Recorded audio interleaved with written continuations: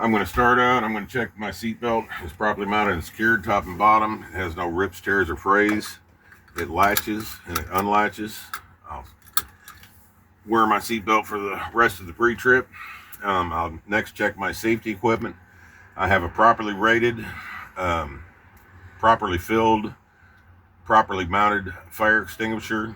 I have 6 spare fuses and I have 3 red reflective triangles in the storage box. And now I'll do my safe start. I'll make sure my truck is in neutral. I'll check that both my brake valves are pulled out. I will turn the key to the on position before I start it. I'll make sure my ABS light and oil light comes on and goes off. I'll then step on the brake and or clutch and start the vehicle. If I'm in Kentucky, I'll make sure that my oil pressure begins building up. I'll now check my mirror. My mirror is properly mounted, secured. It's not cracked, bent, or broken. It's free of obstruction, and it's adjusted to me, the driver. I'll then go to my windshield. My windshield is properly mounted, secured. It's not cracked, bent, or broken. It's free of obstruction. It has no illegal stickers. I'll then check my windshield wipers. My windshield wipers are properly mounted, secured. They're not cracked, bent, or broken. They're not ripped or torn. And the washer fluid comes on and cleans the windshield properly. I'll then go down and check that my defroster works. I'll then check that my heater also works. Then I'll drop down and I will check all of my gauges, my water temperature, my oil pressure, my voltmeter, my primary and secondary air gauges are all working properly and are at operating levels. I will also check my DEF tank to make sure that I have no less than 1/8 of the tank. I will then check my indicator lights, my right turn indicator, my left turn indicator, my high beams and low beams, and also my 4-way flasher indicators are all working properly. I'll then drop down my air horn and my city horns both work properly. This concludes that portion of my Incab. So I will now do my tug tests. I'll test my coupling system and my trailer spring brakes. To do this, I'll make sure my truck's in neutral. I'll release my tractor brakes. I'll step on a brake, put the truck in a low gear, and tug once. My coupling and my trailer brakes are secured. I'll place the truck back in neutral. I will make sure both my brake valves are applied. I will now check to make sure that my tractor spring brakes are working properly. To do this, I will release my tractor brakes, put my foot on the brake, place the vehicle in low gear, and I'll tug once. My trailer brakes are secure. I'll place it back in neutral. I'll pull both brakes.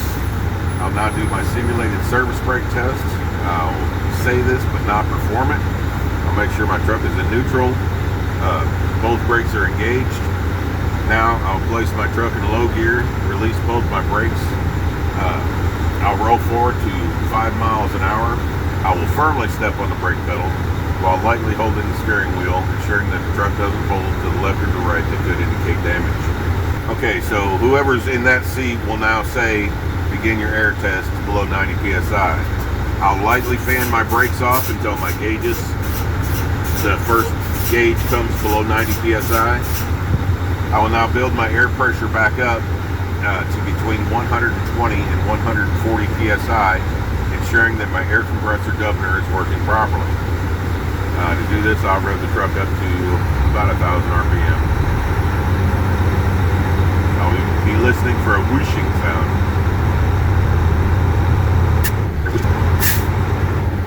There was the whooshing sound. I hear my air compressor governor is working properly. Would you like me to chop the wheels? Or place the truck into a low gear to simulate chopping the wheels? No? Okay, well, I'm not going to do that. I will now turn the tractor off. I will now turn the key back to the on position. I'll wait for my gauges to cycle and for my ABS light and oil light to come on and off. At this time, I'll release both brakes. I will place my foot on the brake pedal. I should lose no more than 4 psi in a combination vehicle in 60 seconds. Will you time me? I'll wait for him to say that I'm finished. I'll keep my foot on the brake until he says I'm done. I'll now do fan down 1, which is I will fan my brakes down to approximately 55 psi, ensuring that my low air indicator warning systems activate.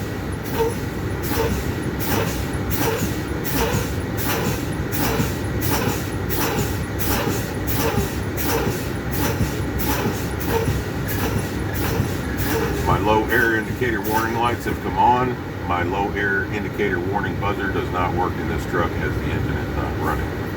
I will now do fan down number 2, which I will fan down my brakes to between 20 and 45 psi, ensuring that both brake valves pop out.